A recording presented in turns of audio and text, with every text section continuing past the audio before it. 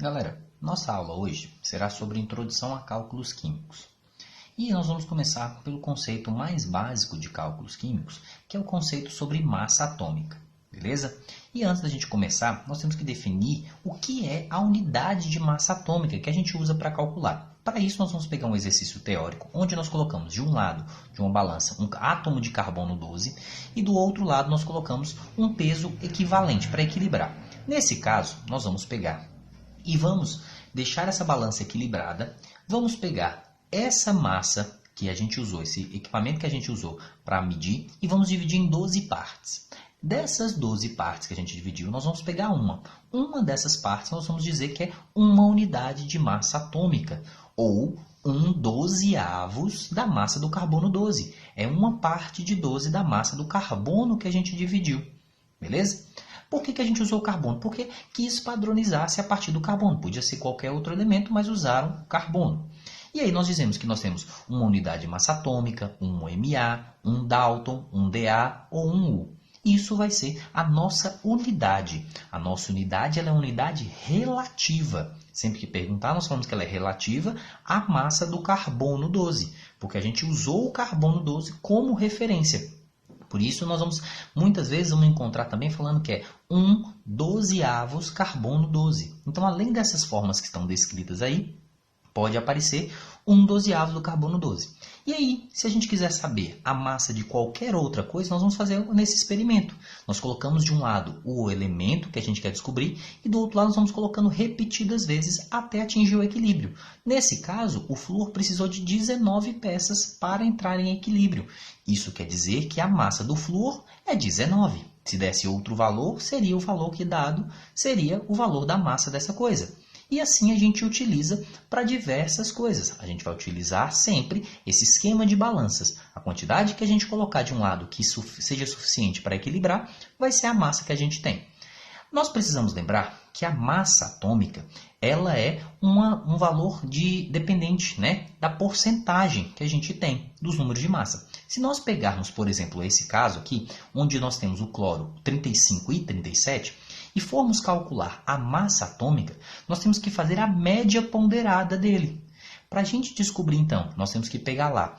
O cloro ele tem massa 35 e 75%. E o cloro que tem massa 37, ele tem 25%. E se nós fizermos a média ponderada nesse caso, nós vamos descobrir que a massa do cloro é 35,5, que é o valor que apresenta na tabela periódica. Então, os valores da tabela periódica, né, que são medidas em unidade de massa atômica, são médias ponderadas referente à porcentagem, à abundância que esses elementos têm no universo. Beleza? Aqui tem o exemplo do cloro.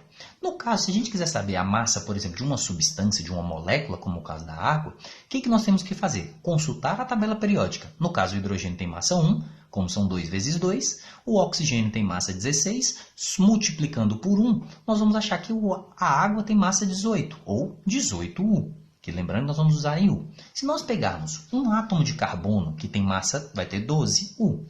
Se nós pegarmos 2 átomos de carbono, nós vamos ter 24U. Se nós pegarmos 3 átomos de carbono, nós teremos 36U. Se nós pegarmos 4 átomos de carbono, 48U. Uma dúzia é a mesma coisa se nós temos 12 átomos de carbono. O que vai fornecer 12 vezes 12, 144U. Se nós pegarmos agora 100 de carbonos, nós teremos 100 átomos de carbono. Beleza? 100 átomos de carbono vão nos fornecer um valor de 12 vezes 100, que vai ser igual a 1.200U. Tudo bem? A gente pode pegar também, no caso, um milheiro. O que é um milheiro? Quer dizer que a gente tem 1.000 unidades. Então, 1.000 unidades de carbono 12. O que nos vai nos fornecer? 12 vezes 1.000, que vai ser igual a 12.000U. Beleza? Se nós pegarmos agora uma unidade de 1 mol, o que é 1 mol? 1 mol de qualquer coisa é quando nós temos 6,02 vezes 10 a 23. Isso é um valor constante, assim como dúzia, cento e milheiro são valores constantes, nós temos para o mol 6,02 vezes 10 a 23. O que vai nos fornecer uma massa, se a gente quiser descobrir qual é essa quantidade, nós vamos fazer a mesma coisa que nós fizemos para o outro. Multiplicar 12 vezes 6,02 vezes 10 a 23, que vai dar esse valor Aí, nós não precisamos ficar preocupado com esse valor. O mol, ele tem uma importância maior.